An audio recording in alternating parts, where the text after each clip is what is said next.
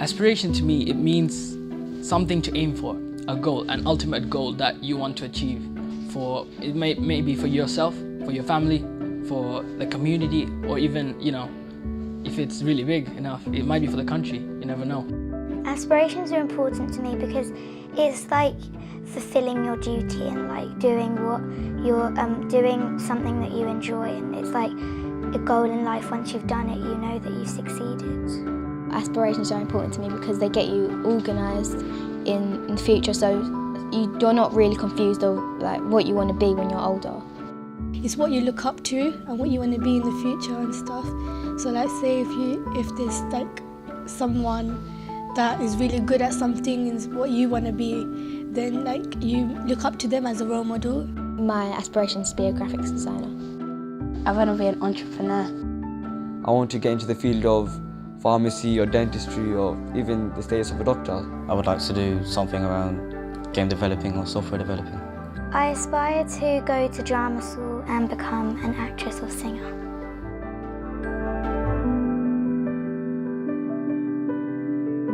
If you've got aspirations, it means you're thinking about your future, you're thinking about the hopes that you've got for yourself, and you've got a sense of direction. And once someone's got a sense of direction, a goal to work towards, then actually the hard slog of being at school and building up your skills becomes purposeful, and therefore, certainly for a teenager, quite meaningful at a time when otherwise they might think of other things to do. So for us in secondary school, it seems extraordinarily important to try and work with youngsters from an early age to try and help them to develop their aspirations, their hopes for the future, so that they've got a sense of direction. Aspirations are crucial. It's really important that parents understand and have high aspirations and expectations for their children, so that the children will go on to learn and to have good emotional well-being throughout their lives into adulthood and to achieve financial security.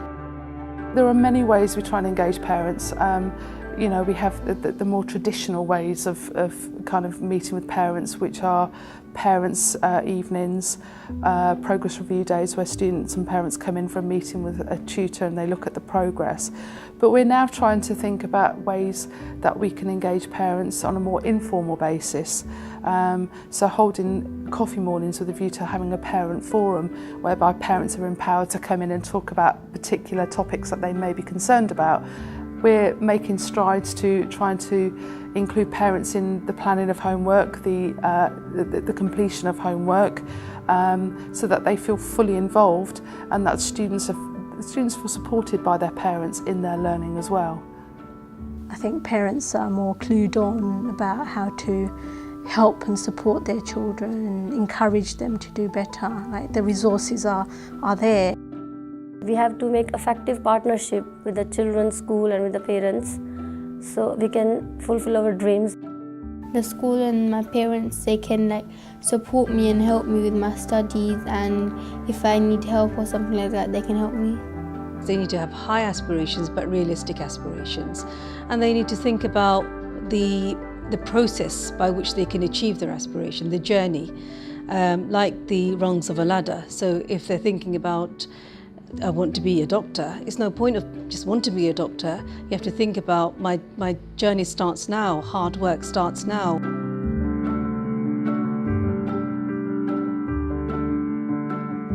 At different stages throughout their education, your children will be making decisions that will affect their future lives. One of the first key times for making such decisions is in year 8 and year 9. This is when they have to make choices for their GCSEs. We make a huge point of bringing parents in and helping them to understand the options and routes through at GCSE, and then we do the same again when they're choosing sixth form options. Once their parents have got good information, the child is quite pleased that their parent is involved, and it's often for parents that the fact that they are not aware of all the different options, and so much is changing. So the names of the A-levels are changing, BTECs, what's a BTEC, how much coursework do you have to do, how does it stand with respect to an A-level, can you still go to university if you've got a BTEC? All of that is really new, And it's new to the students, but it's particularly new to the parents. And so we have to work really hard to find ways in which we can bring parents in and explain that in ways that all of our parents will understand and can then support their child in making the choices. In addition, there's lots of mentoring stuff happening in school, links with universities, university trips, links with companies that are coming in, all about motivating and inspiring pupils and for them to see role models. And parents are often involved in lots of these activities where they're invited in to come in.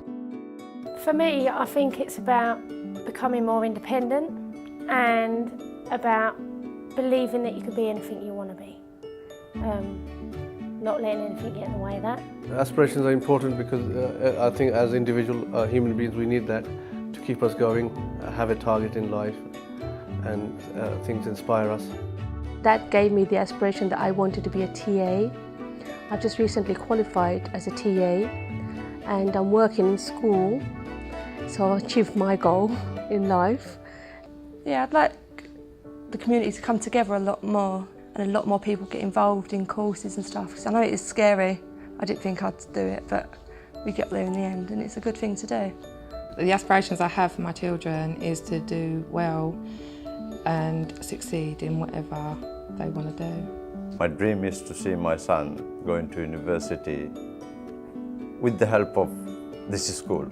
Obviously this is the first step, and they're going to provide my son with the knowledge and the expertise to go higher in life. For them to be able to do well in education and in their life and succeed, and encourage them what they want to become in the future.